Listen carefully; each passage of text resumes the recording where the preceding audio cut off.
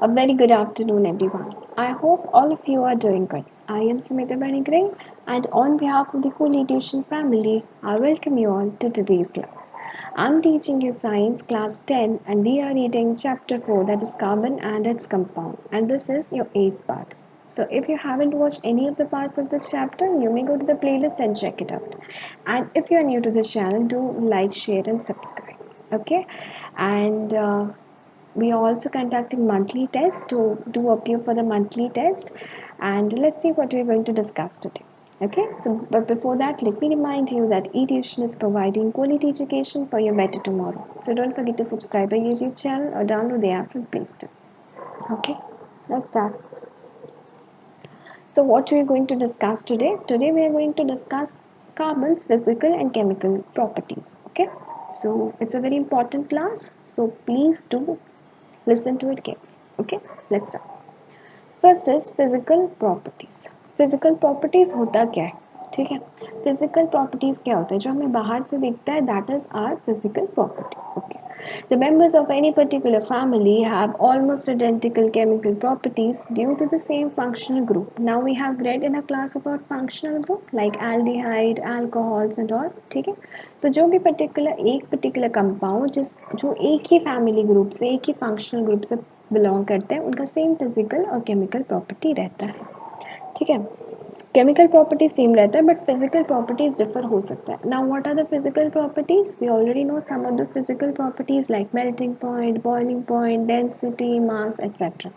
ठीक है, तो that changes. Now that was an easy one. Okay, now what is chemical properties? Chemical properties like कोई भी functional group में जो बहुत सारे हमारे कंपाउंड्स फॉर्मेशन हो रहे हैं, उनके पहले केमिकल प्रॉपर्टीज सेम होते हैं. बट कैसे कैसे केमिकल प्रॉपर्टीज़ होते हैं उसके बारे में देखते हैं. फर्स्ट होता है combustion reaction. What is combustion? We have already read this in chapter 8, sorry class 8. What is combustion? Combustion is a burning process, right? So यहाँ पे क्या होता है? Combustion means burning of carbon और carbon containing compounds in the presence of air to produce carbon dioxide, heat and light. Haven't you read it in standard 8? We have read it, right? तो हमें पता है combustion एक process है जहाँ पे carbon compound burn होता है in the presence of air to give rise to light, heat and carbon dioxide. Okay, so this is a combustion. Now flame characteristics. Flame, जो हमें फ्लेम मिलती है क्लीन फ्लेम ब्लू कलर की, what is it? So we get so many type of flame. एक clean flame होती है जो हम जब भी बर्नसन बर्नर में लगाते हैं, ब्लू कलर की फ्लेम आती है, दैट इज क्लीन फ्लेम. और एक स्मोकी फ्लेम होता है, स्मोकी फ्लेम धुआं धुआं. So what is the basic difference between both the clean flame and smoky flame? Let's see. Saturated hydrocarbons, there are two types of hydrocarbons, saturated and unsaturated. ठीक है, saturated बोलते हैं जो single bond रहता है, and unsaturated जिसमें हम double या ट्रिपल बॉन्ड देखते हैं. तो सैचुरेटेड हाइड्रोकार्बन्स एक क्लीन कलर की फ्लेम देती है, जबकि अनसैचुरेटेड हाइड्रोकार्बन्स जिसमें कि डबल और ट्रिपल बॉन्ड्स यानी एल्कीन या एल्काइन होता है, वो स्मोकी फ्लेम देता है. In the presence of limited oxygen, even saturated hydrocarbons give smoky flame. तो जो भी हम फ्लेम देख रहे हैं बर्नसन बर्नर का, वो क्या होता है? एल्केन कार्बन, यानी कि वही जो मतलब सिंगल बॉन्ड वाली कार्बन जो होती है वो बर्न होता है, that is a that gives clean flame. Whereas unsaturated hydrocarbons that have double bond और ट्रिपल बॉन्ड, वो स्मोकी फ्लेम देती है. लेकिन एक और कंडीशन है जहाँ पे कि आपका सैचुरेटेड कार्बन भी स्मोकी फ्लेम देता है, when there is absence of air, limited air जब हो जाता है उस टाइम पे. Okay okay. Next is what is oxidation. We must have read about oxidation and reduction in our previous classes. Okay. Now what is oxidation? Oxidation is the reduction of oxygen and removal of hydrogen. This is a basic thing that we have read. यानी oxidation O से पता चलता है, यानी कि यहाँ पे oxygen add हो रही है और hydrogen जो है निकल रहा है, remove हो रहा है. So what it is oxidation? यहाँ पे क्या हो रहा है? देखो एक फॉर्मूला दिया गया है CH3 CH2OH.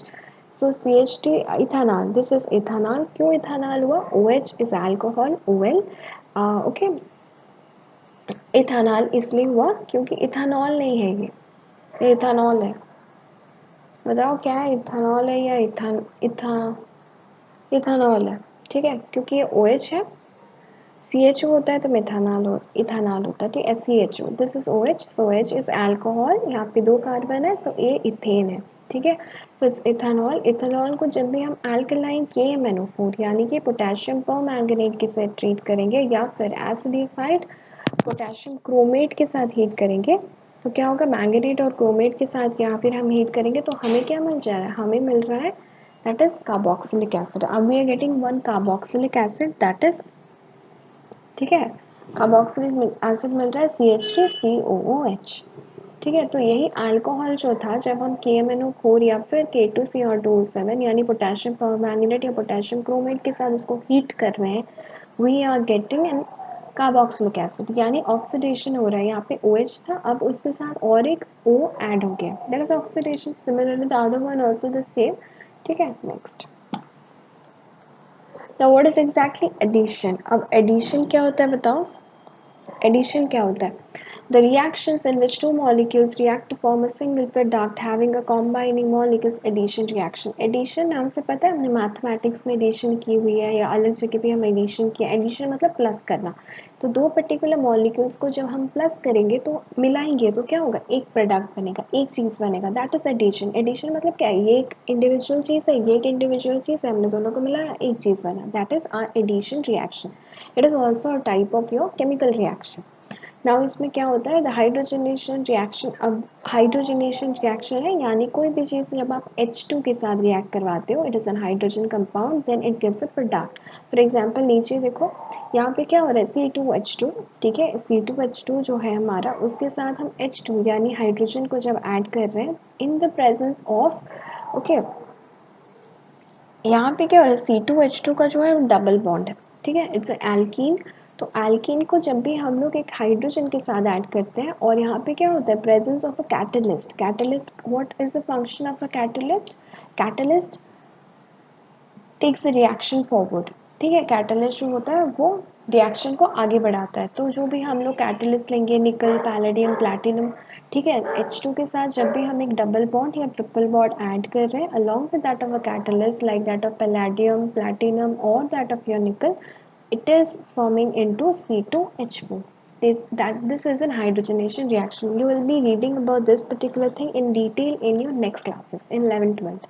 Okay, so just remember this is also a type of your chemical reaction that happens in the presence of the functional group. Next,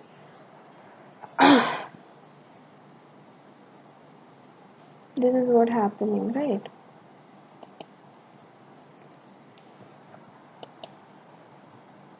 Now what is substitution?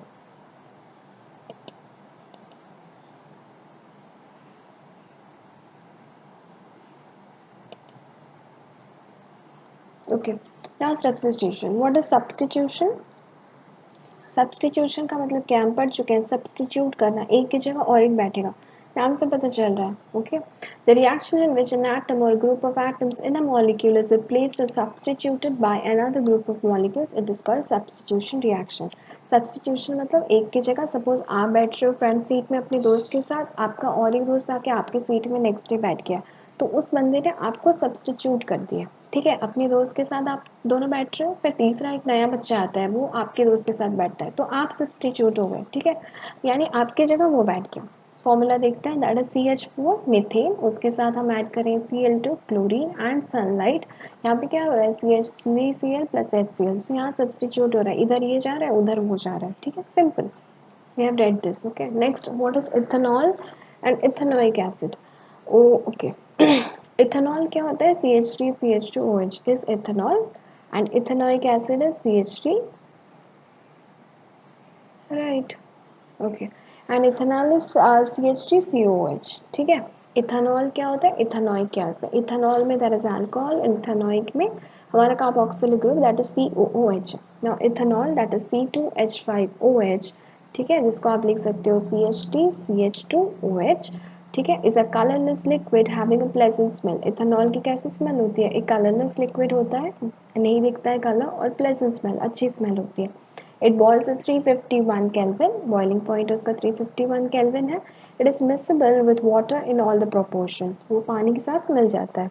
It is a non conductor electricity. ठीक है, उसमें conduction नहीं होता है electricity का। It is neutral to litmus. जब भी आप लिटमस पेपर में इथेनॉल CH3CH2OH या फिर C2H5OH को CH3CH2OH को मैं C2H5OH लिख सकती हूँ ना, CH3CH2OH, C दो बार आया तो C2H5CH3CH2OH, तो 5 2H है, तो इसलिए हम लिख सकते हैं C2H5OH या फिर CH3CH2OH, दोनों ही सही है। ठीक है, न्यूट्रल लिटमस है, यानी कि लिटमस पेपर में आप अगर टेस्ट करोगे तो न्यूट्रल आएगा। क्या क्या यूजेस है, एंटी फ्रीजर की तरह यूज होता है in refrigerator vehicles in cold countries. ठीक है, as a solvent in manufacture of dyes paints, तो बहुत सारी चीज़ों में सॉल्वेंट में यूज़ होता है, पेंट बनाने में, डाई बनाने में, मेडिसिन, सोप, सिंथेटिक रबर, बहुत सारे उसके यूजेस हैं। और सॉल्वेंट में टिंचर ऑफ आयोडीन में यूज़ होता है। सो this is actually CH3CH2OH, your ethanol, or C2H5OH. Okay, so we did about a lot of things today. So you just go after the class is over right now. Just check it out what we have learned today. ठीक है, and if you have any doubts regarding any of the topics, let me know in the comment section below. I'll definitely answer. ठीक है, so we read some of the chemical properties that may be new to you. You haven't read it, and you will be reading it in detail in your further classes. So for now, this is it. Okay, so I hope that you are able to understand. But if you have fail to understand any of the particular topic, let me know. Okay, and we are even conducting monthly exams, so by this video will be coming, a monthly exams will be over. So I hope that you have appeared for that. Okay, and do have a track record of yourself, whatever I'm teaching you, have make notes of that. Okay, if you fail to see the video that is available in the playlist afterwards, you may go to the playlist and check it out. Do like, share and subscribe, and even show your friends about this particular channel. And I'll be seeing you next in the next session with a new topic. Until then, have a good day and keep smiling. Okay, bye.